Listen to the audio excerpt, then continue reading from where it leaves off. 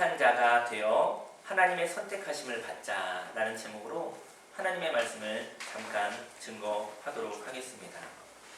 더러운 자라는 것은 혼란스러운 사람을 의미합니다. 아니, 더럽구나.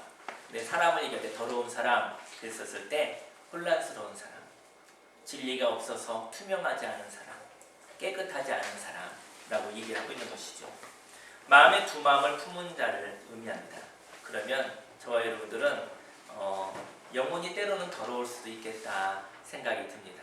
저는 개척을 하고 난 뒤 어떤 누구도 교회에 나오라고 이야기하지 않지만 하나님의 인도하심 따라 스스로 일어나서 예배를 드리고 하나님께 나아가야 될 때, 그러할 때 그 일어나는 발걸음이 쉽지는 않더라고요. 사람에 의해서 움직이는 것도 아니에요. 어떤 욕심에 의해서 움직이는 것도 아니에요.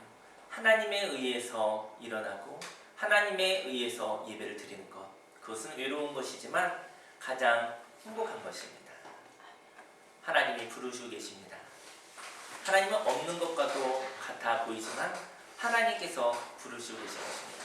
그래서 일어나서 머리를 감고 세수를 하면 저에게는 어느 때부턴가 그런 믿음이 생겼습니다. 머리를 감고 얼굴을 닦을 때 나의 모든 더러움이 씻어지는구나. 왜냐하면 마음에 피곤한 사람들은 일어날 수가 없어요. 마음에 피곤한 사람들은 다시 무슨 일을 시작할 수가 없습니다. 개척을 하고 목회를 하다 보니까요, 마음이 많이 피곤하더라고요. 일어나게 하시는 하나님 따라 일어났고 머리를 감고 세수를 할 때 내 영혼의 더러움을, 내 영혼의 불편함을, 내 영혼의 피곤함을 씻어주셔서 이렇게 기도하면 정말 씻어지는 그런 마음이 느껴집니다. 그래서 저는 세수를 할 때 이불을 박차고 일어나서 내 삶에 앉아있는 자리에서 일어나서 하나님의 인도하심 따라 나아갔을 때 예수님의 보혈의 피로 내 영혼을 씻는 것처럼 그렇게 씻겨질 때가 있습니다. 그것은 혼란한 마음이 바뀌어 정리된 마음이 되어지는 것을 의미하죠. 마음의 두 마음을 품은 사람들은 아무것도 할 수 없습니다. 갈등하고 방황하고 피곤한 것이죠. 그래서 그는 용도가 명확하지 않습니다. 인생 가운데는 위기가 있습니다. 그런데 그 위기에는 이렇게도 쓰이고 저렇게도 쓰이는 사람들, 그들은 위기를 타개할 능력이 없습니다. 다만 오직 한 방향으로만 쓰임받기 위해 오랜 시간 비가 오나 눈이 오나 좋으나 슬프나 힘드나 괴로우나 때를 기다리며 소명의 삶을, 부르심의 삶을 살아가는 자가 그 위기를 기회로 만드는 사람인 것입니다. 그렇다면 인생의 위기를 기회로 만들 사람은 먼저 깨끗한 자가 되어야 합니다. 내가 그들의 행위와 사상을 아노라.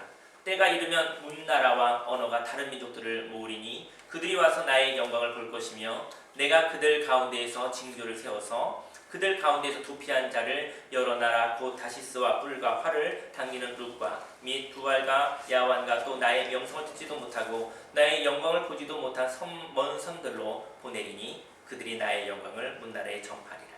하나님의 영광을 전파하는 자가 되기를 예수님으로 축원합니다. 깨끗한 자는 영성이 있는 사람입니다.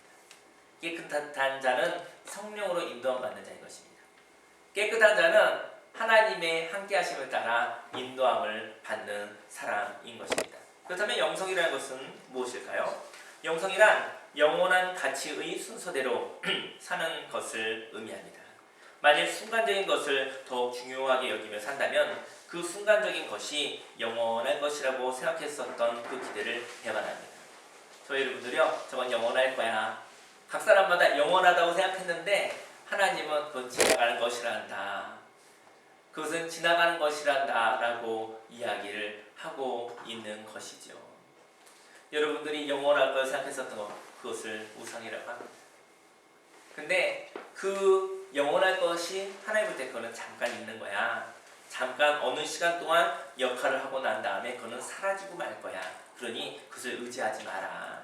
그냥 지나가도록 내버려 두어라.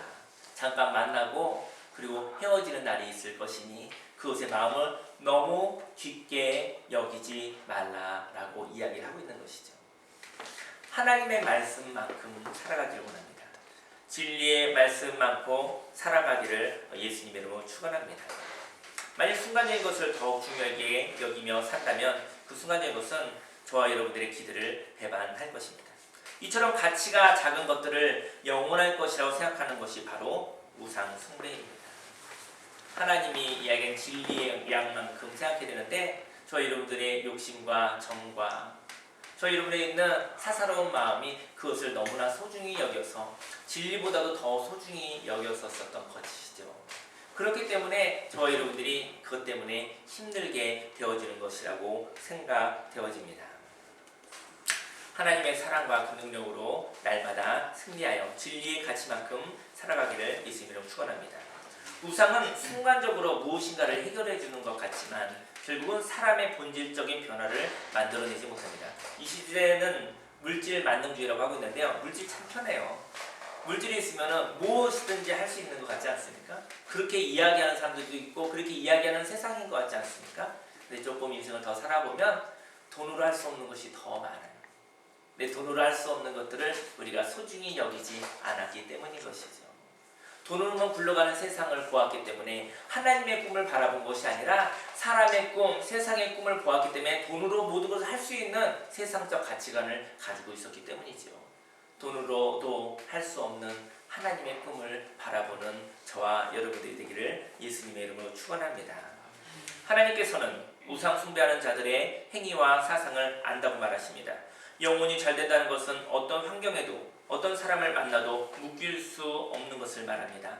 몸은 가둘 수 있어도 그 사람의 정신을 가둘 수가 없는 것입니다. 때가 이르면 사람들이 힘을 통하여 어떤 나라가 다른 나라를 정복하기도 할 것입니다. 그러나 힘으로 몸을 정복하였으나 문화적 열등감을 극복할 수는 없는 것이죠. 문화란 힘과 돈으로 제압할 수 없는 것입니다. 저와 여러분들은 인생을 살면서 다양한 만남을 갖습니다. 모양이 다르다 할지라도 만남이 있는 것입니다. 때로는 공격을 통하여, 때로는 문제를 통하여 만남이 있을 수 있습니다. 그러나 역전이 있습니다. 손해보는 것과 같으나 소통이 됨으로 인하여 생명의 문화를 전합니다.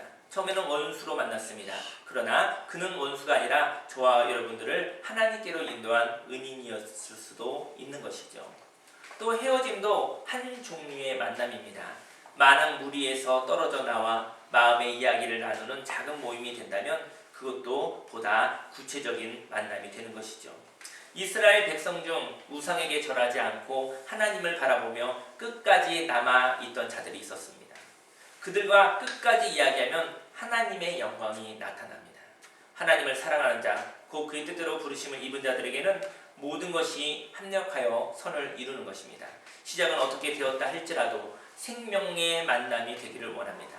저와 여러분들이 예수 향기를 가지고 있기를 원합니다. 그리고 여러 가지 이유로 만났으나 결국은 서로를 소중히 여기는 믿음의 관계로 발전하기를 원합니다.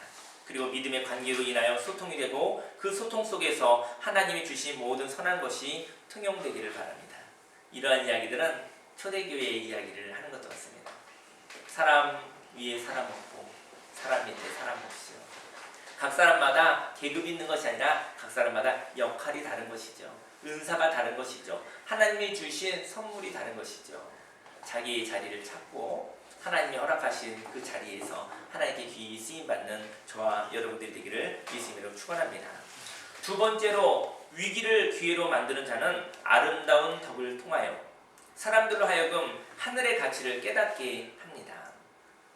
나 여호와가 말하노라 이스라엘 자손이 예물을 깨끗한 그릇에 담아 여호와의 집에 드림같이 그들이 너희 모든 형제를 문나라에서 나의 성산 예루살렘으로 말과 수레와 교자와 노새와 낙타에 태우다가 여호와께 예물로 드릴 것이요 나는 그 가운데에서 택하여 제사장과 레위인을 삼으리라 여호와의 말이니라. 예물이라는 것은 무엇일까요? 하나님을 기뻐하게 하는 것이 예물입니다. 우리 예물하면 돈이가 생각을 하는데요. 하나님을 기뻐하게 하는 것이 예물입니다. 저는 저기 그 기도함이 있는데 아직 이름을 못 적였는데 뭐라고 할까 아직 고민을 하는데 기도와 감사, 기도와 변화 뭐 여러 가지 생각이 들어요. 근데 왜 그런 생각을 했냐면은 예물 드리십시오 그러면 자꾸 돈을 가지고 오는데요. 하나님께서는 무엇을 받기 원하실까? 그것은 삶의 변화입니다. 하나님의 돈이 필요한 것이 아니라 영혼 가운데 하나님을 만남으로 일어난 진실한 변화가 하나님께 드려지는 예물입니다. 하나님의 예물을 가져와라. 진리와 함께 살아 죄로부터 분리되고 성령으로 충만하여 하나님의 자녀답게 살아간 그 삶의 간증, 그것이 바로 예물입니다. 저희의 삶 속에 그런 예물이 가득하기를 원합니다. 돈을 들어가는 돈통이 아니라 하나님과의 말씀을 통해 살아가 있는 우리 삶이 바로 하나님께 드려지는 예물입니다. 이 앞에 있는 우리 원래 동판으로 십자가를 통해서 이것을 하려고 했었거든요. 어떤 장로님이 한 1년 전에 창립 예배를 두고 여기에 1,000,000원짜리 공사를 해주시겠다고 했어요. 저는 그게 1,000,000원까지 들어가지를 몰랐었는데 그 장로님이 해주신다고 해서 우리는 아무것도 없는 교회라 그냥 하나씩 기부를 받았기 때문에 감사합니다 이렇게 했거든요. 근데 창립 예배가 지나고 1년 2개월 지났는데 되어지지가 않는 거예요. 저는 생각을 했어요. 왜냐면 받기에 급급했었던 인생이었는데 저는 이런 생각을 한번 해봅니다. 받기에 급급한 인생보다 하나님의 것을 받고 하나님의 것이 아니라면 거절할 수 있는 인생이 됐으면 좋겠어요. 그때 창립 예배를 준비했기 때문에 사람들의 이목 때문에 사람들한테 뭔가 보여야 되기 때문에 사실은 했었어야만 했었어요. 근데 그때 못했어요. 그리고 1년이 지났는데 중소기업을 하는 분들한테 1,000,000원은 어려울 때 굉장히 큰 돈입니다. 사실은 사업장이 무너지냐 쓰러지느냐의 문제예요. 100만원도 넘는 큰 물질입니다. 사실은 10만원도 넘는 큰 물질입니다. 큰 물질로 넘어지지 않습니다. 작은 물질로 모든 게 망하는 것이거든요. 근데 그 장로님이 사업이 어쨌든 원활하지 않으신 것 같아요. 제가 이제는 곰곰이 기도했는데 그건 하나님이 원하지 않으시는 건 아닐까라는 기도를 몇 달 전부터 하기 시작했어요. 근데 저희 교회는 수수한 교회잖아요. 상처받고 피곤한 사람들이 새 힘을 얻는 교회인데 너무 화려하면 안 될 것 같아요. 어느 날 어떤 애들이 그러냐면 우리 교회와 맞지 않는다 생각이 자꾸 일어났습니다. 그래서 몇 번을 전화를 해서 거절을 하려고 했는데 장로님이 다 돼갑니다 그러니까는 또 다 된 것을 안 받을 수는 없어서 근데 지난 며칠 전에 전화를 했어요. 장로님 죄송합니다. 저희 교회랑 안 맞는 것 같습니다. 저희는 이거 아직도 진행 중이잖아요. 우리는 다 진행 중인 사람이거든요. 우리는 완성된 존재가 아니라 우리는 예수님을 믿고 우리는 만들어져가는 과정이지 완벽하게 만들어진 존재는 아니거든요. 그래서 제가 헌금을 드렸어요. 1,000,000원을 사실은 거절한 거예요. 하나님의 뜻에 맞지 않은 물질 그것을 거절했어요. 그리고 죄송하다고 했어요. 왜냐면 장로님 저희 교회랑 맞지 않아서 자꾸만 마음이 괴롭습니다. 하나님의 뜻대로 가는 것이 교회이지요. 죄송합니다. 라고 얘기를 했어요. 그랬더니 장로님이 나중에 마음이 변하면 얘기하세요. 그러시더라고요. 글쎄요. 나중에 어떤 때가 되면 그럴 수도 있겠는데 지금은 맞지 않은 것 같아요. 이곳에 너무 화려한 동판이 들어오면 저희 교회의 현실을 사람들이 모를 것 같고요. 저희 교회를 헷갈려 할 것 같아요. 이 교회 가는 방향성과 비전이 헷갈려 버릴 것 같아요. 그래서 그렇게 이야기를 했는데 너무 행복하더라고요. 여러분 저희의 삶 속에 무조건 많은 것이 좋아 아니라 하나님의 것으로 채워지기 원합니다. 하나님의 뜻으로 채워지기 원합니다. 그리고 분별하기 원합니다. 지금 이 시간 이때 하나님의 인도하심 따라 살아가는 저와 여러분들에게 소원하고 무조건 돈으로 예물을 드리려고 하지 마시고 삶의 변화, 하나님의 것으로 하나님의 인도하심 따라 걸어가는 발걸음이 하나님께 드려지는 예물인 것이죠. 하나님 앞에 그러한 예물을 드린 자가 되기 원합니다. 예물은 무엇입니까? 그것은 하나님을 기뻐하게 하는 것이죠. 하나님을 향한 예물은 살고자 하는 영혼, 그것이 바로 예물입니다. 죽어가는 자가 살아보겠습니다. 그것은 하나님께 드려지는 예물입니다. 아름다운 삶을 살겠습니다. 가치 있는 삶을 살겠습니다. 진리와 함께 살겠습니다. 성령으로 충만하여 살겠습니다. 라는 그 고백이 하나님께 드려지는 예물인 것이죠. 위기를 기회로 만드는 사람은 이 땅의 아름다운 삶, 하늘의 가치를 향하여 살고 싶은 사람들에게 삶의 모범을 통하여 하늘의 가치를 깨닫게 하는 것입니다. 아름다운 덕을 통하여 아름다운 예물을 깨끗한 그릇에 담는다고 했거든요. 저희 여러분들이 깨끗한 그릇이 되기 원합니다. 아름답고 소중한 영혼들이 저희 여러분들이 더러워져서 저와 여러분들이 더러운 영혼이 되어져서 그 하나님 믿고자 하는 사람들을 실족하게 하지 않기로 합니다. 사실은 교회를 다니는 사람들이 깨끗하지 않으므로 하나님의 나라가 축소되고 있습니다. 교회를 다니는 사람은 많으나 하나님의 말씀대로 사는 사람들이 없어서 더 이상 교회라는 곳에 소망을 두지 아니하며 관심을 갖지 않습니다. 저와 여러분들은 적어도 예수님을 인격적으로 만나신 분이니까 깨끗해지기 원합니다. 율법적인 깨끗함이 아니라 성령의 깨끗하심이 있기 원합니다. 그러니 누구든지 그리스도 안에 있으면 새로운 피조물이라 이전 것은 지나갔으니 보라 새 것이 되었도다. 황무지가 교회가 되었습니다. 이 땅이 황무지였었는데요. 이곳에 교회가 되었지요. 저는 하나님의 은혜로 몇백 명의 사람의 마음을 모아 함께 교회를 지었습니다. 그리고 저는 교회가 되었습니다. 여러분들도 예수님 때문에 교회가 되었습니다. 그러나 그 교회의 주인은 누구인가요? 하나님께 삶을 드리겠다고 하면서 하나님과 어긋난 삶이 되면 하나님 없이 살만한 노후 보장을 하고 있지는 않은지 모르겠습니다. 하나님 믿으면서 살아야지 그러다가 하나님이 나를 버리시면 난 어떻게 살지? 그래서 자기 방식을 가지고 있는 사람이 있어요. 결국은 온전히 하나님의 뜻대로 살아가는 것은 아닌 것이죠. 왜 하나님이 날 버릴 거라고 하나님께서 왜 내 뜻대로 되어지지 않을 거라는 그런 생각을 마음에 그 불신앙을 갖고 있는지 모르겠습니다. 그래서 우리는 위기 때 자기 방식이 있어야 되는 거예요. 그리고 그 사람은 하나님의 뜻대로만 사는 것은 아닌 것이죠. 위기 때 사는 그 삶이 그 사람인 것입니다. 편안하다 그때가 아니고요.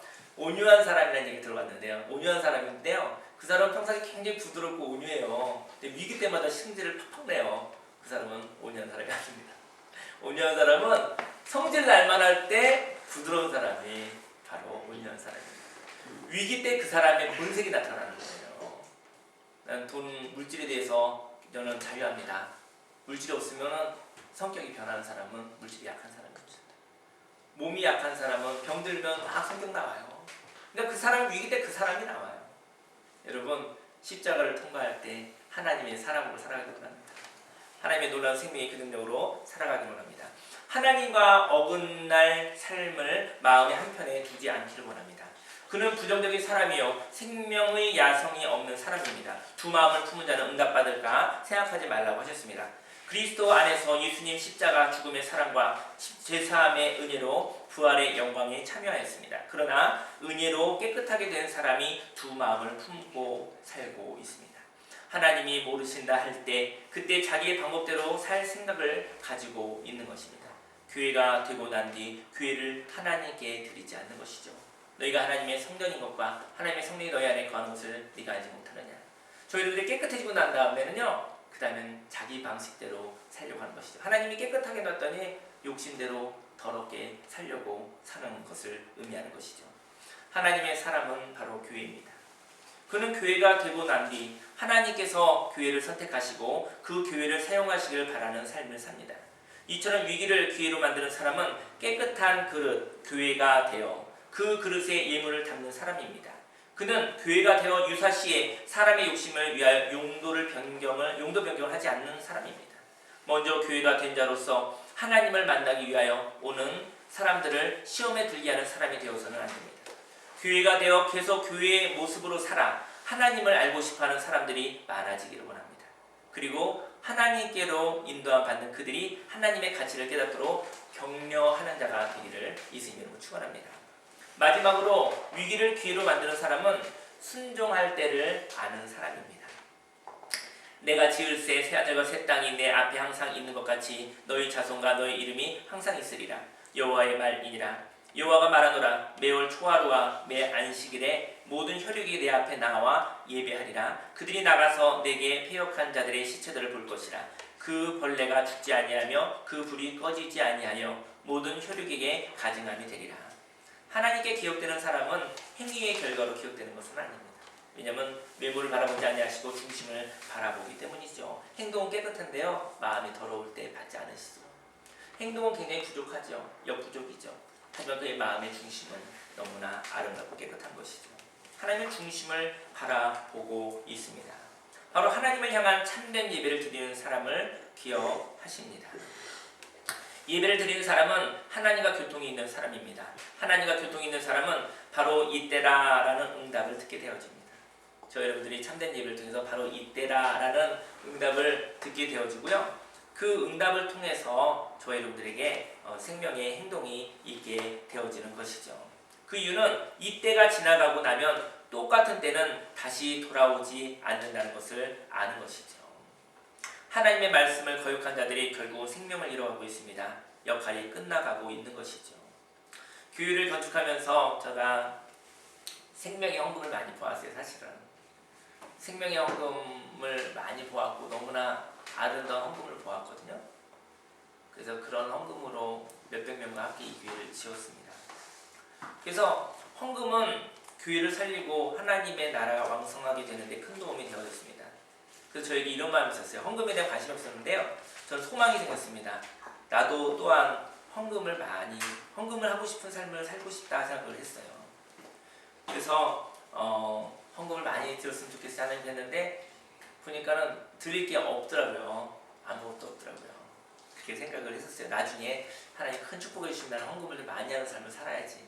왜냐면 헌금을 통해서 하나님의 나라의 일을 하는 그런 사람들을 격려할 수가 있더라고요. 물론 하나님께 드려지는 거지만 그 헌금을 통해서 교회가 세워지고 하나님의 아름다운 일들이 이루어지고 있더라고요. 그런 소망이 제가 개척하고 알았어요. 헌금에 대한 고민을 해본 적이 없었어요. 그래서 그런 소망이 있었죠. 근데 그 얘기를 하나님이 들으셨나 봐요. 헌금을 많이 하고 싶은 마음이 있습니다. 그랬더니 근데 아무리 생각해도 저는 헌금 많이 할 기회가 없을 것 같아요. 근데 하나님이 들으셨나 봐요. 그 기회를 하나님께서 만들고 계셨습니다.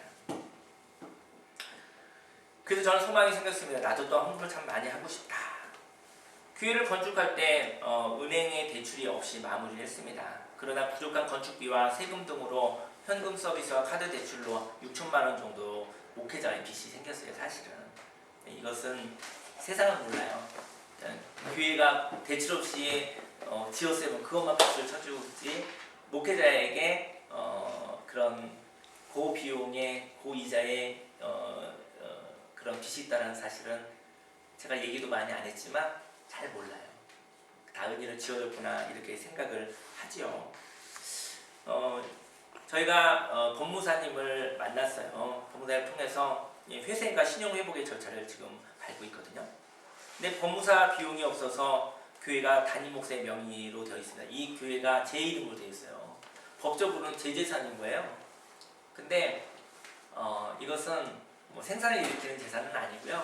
매년마다 60만 원씩 재산세도 내야 되고요. 그리고 또 저와 제 아내는 또 그 돈 버는 일을 할 수 없잖아요. 그 어르신들의 몸이 생각이 나요.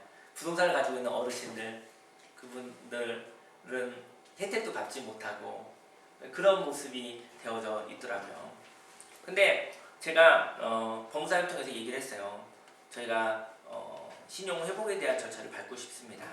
근데 저희가 여기에 세금을 한 900 정도 들였어요. 취등록세를 갖다가 땅 살 때 510만 원, 그 다음에 건물 올 때 324만 원.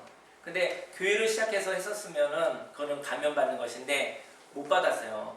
그래서 돈을 빌려다 냈거든요.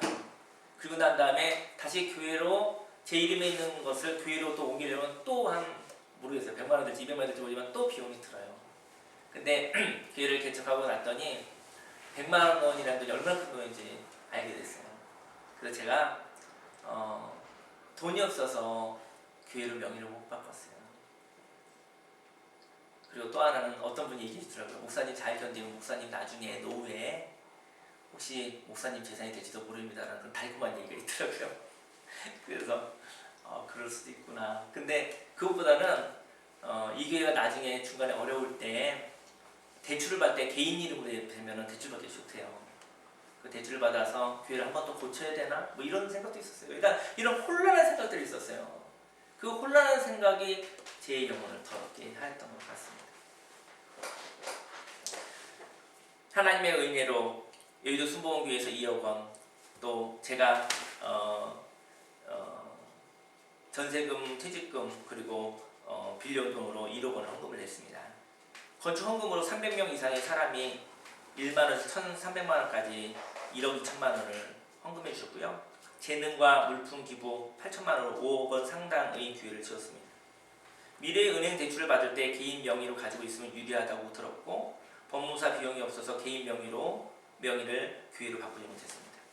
이제 이 교회를 청지기로서 지었지만 이 교회를 하나님께 봉헌하지 못한 죄를 하나님께 회개합니다. 건물에 교회가 들어왔지만 유사시에는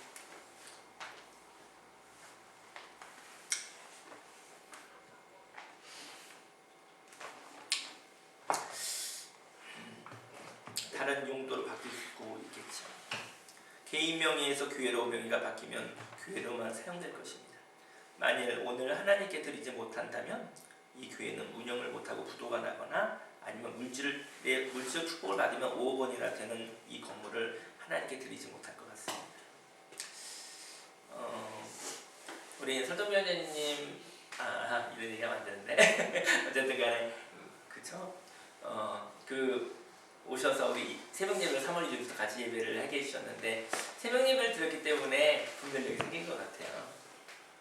나도 모르는 욕심이 들어와 있었던 것 같아요. 뭐 나쁜 욕심은 아닌데 살고자 하는 욕심이었겠죠. 그냥 너무나 그 교회를 향한 또 목회자를 향한 제도가 별로 안 좋으니까 그래서 저도 모르게 가장으로서 또 살아내야 된다는 그런 마음이 어쩌면 욕심이 되는지도 모르겠습니다.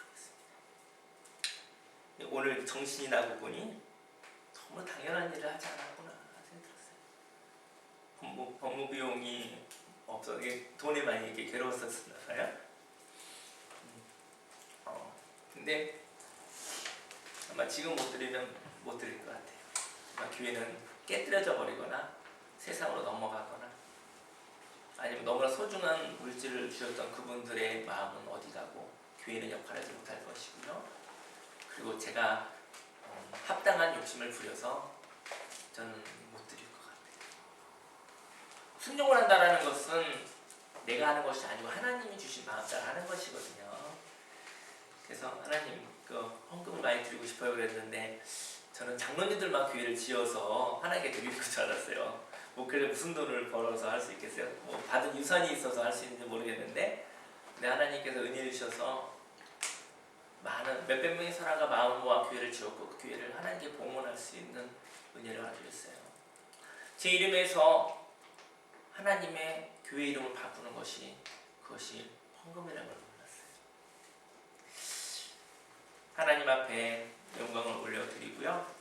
그런 예물을 드릴 수 있는 제 것은 아니지만 제 걸로 돼 있어요 현재. 그래서 법적으로 제 것이 돼 있어요. 근데 제 것이 아니잖아요. 하나님 것이잖아요. 하나님께 올려드립니다. 저와 여러분의 인생도 자기 것 같으나 자기 것이 아니잖아요. 하나님 주셨잖아요.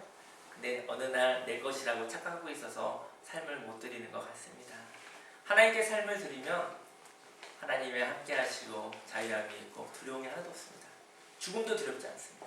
누구를 만나도 두렵지 않습니다. 거기 예수의 죽음과 예수의 부활이 있게 되어지는 것이죠. 오늘 이 시간 우리가 말씀을 근거로 기도하기 원합니다. 깨끗한 자가 되기를 원하고요.